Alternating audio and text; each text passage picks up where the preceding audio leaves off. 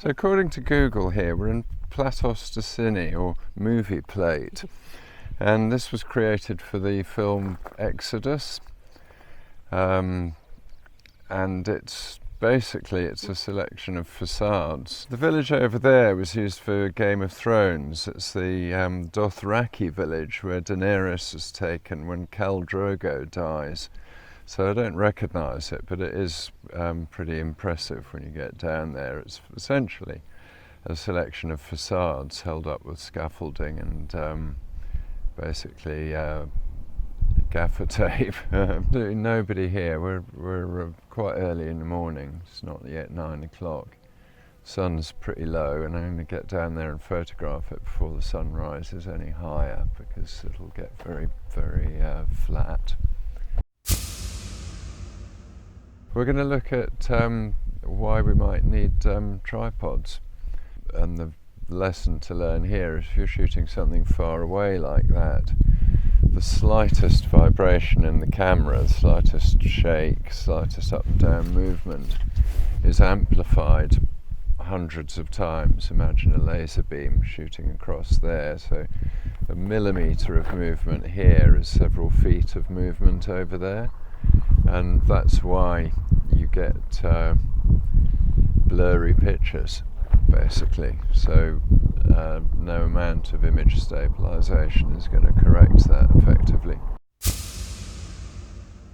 So we're looking at how to get sharp shots in landscape photography, and that's a little bit about getting the right exposure. It's about getting a good fast shutter speed, but it's also about holding the camera very still. And if you're taking a big wide shot like this, where you've got detail that is a quarter of a mile away, you have to be as steady as a rock to get that to be actually still. So imagine a car number plate that distance away.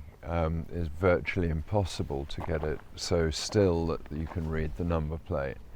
What I do is use a tripod, so anything that's a long distance with a telephoto lens, I always use a tripod. So there's just no way, and I'm pretty steady with my hands. There's no way I can keep it still enough to read detail, to extract detail from a shot at that distance. And it's not really an academic question, because I might want to crop into the shot, I might want to get in closer and actually have some of that detail. So that's the reason, but I think tripods are pretty much essential. So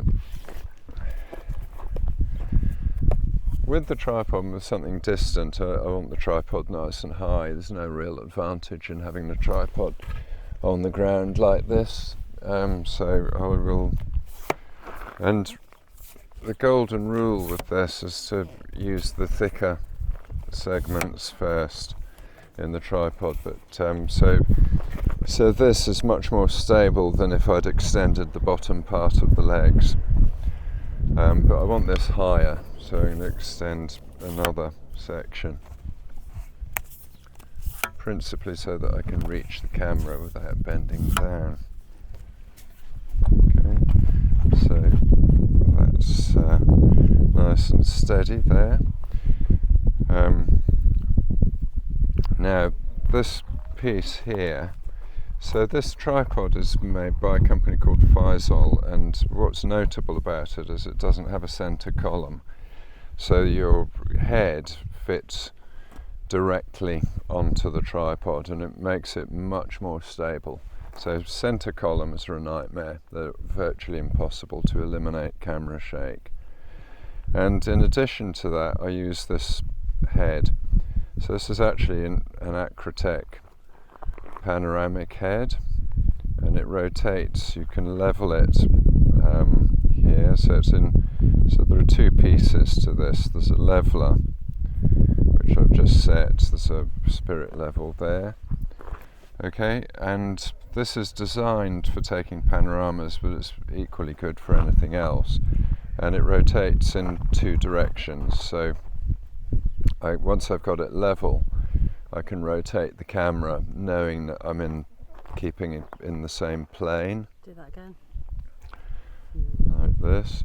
and it's marked off, so I can start at say 210, and then I know that if I want to do a panorama of this entire landscape, it might be 5 frames wide, and I can simply rotate that so that I've got an overlap in the frames of approximately 25-30%.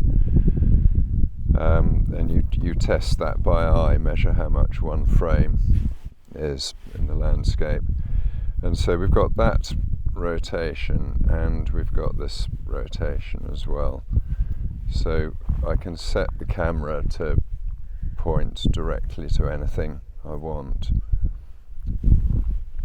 Okay, I'll get the camera out.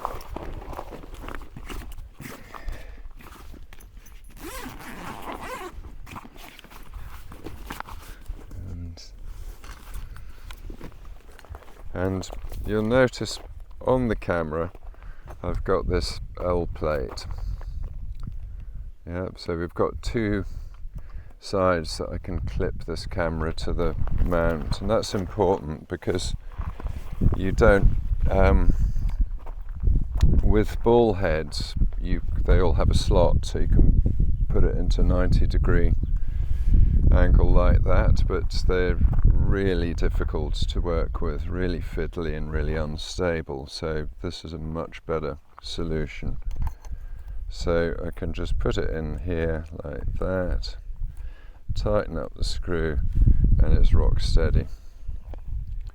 And switching it about is simply a matter of doing it the other way. Again, rock steady. And to change the lens, what I do is you want it pointing down, and you want to hope there's no dust flying around. And so I take the lens out here, loosen the cap, and that means that I can switch these really fast.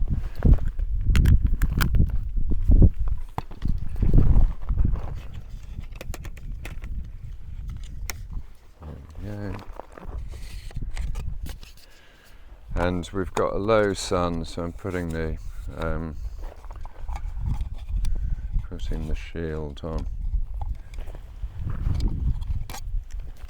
Take the lens cap off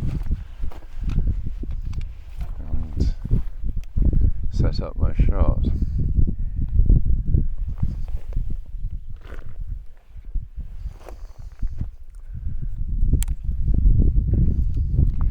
And for this shot, I'm going to use an aperture, I think, of probably 11. That should give me, yeah, it gives me 1/125, which is fast enough. There's nothing moving in this shot. There we go. So 1/125, ISO 100. And f-stop of 11, and that works well, and simply take the shot.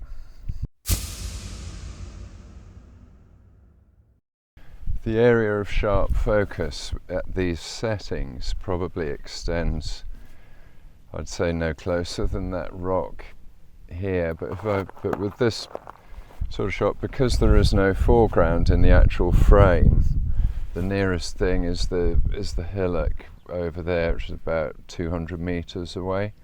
I can focus on the subject here, and I know that everything in the frame that I've composed, so from that hillock across the flat bit to the village, all of that will be in sharp focus.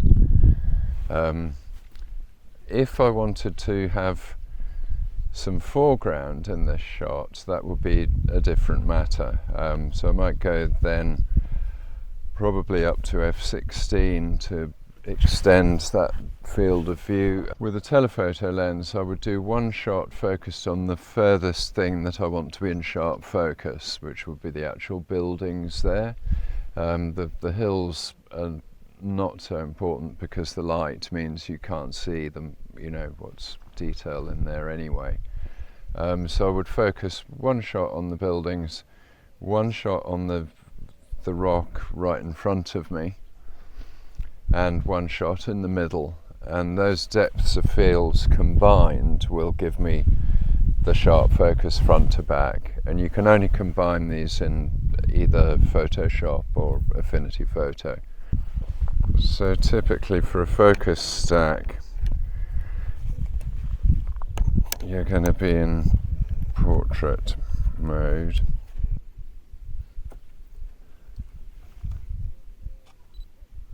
Yeah, so this is slightly academic here, but because the frame is not all that attractive, but I've got the rock in focus, I've got the middle in focus, and at the top of the frame I've got the buildings over there. So what I would do is set my focus, so I've got my first focus is on the, so I take that frame, yeah, so shift my focus now up to the building, that's in sharp focus, and I shift my focus again down to the rock.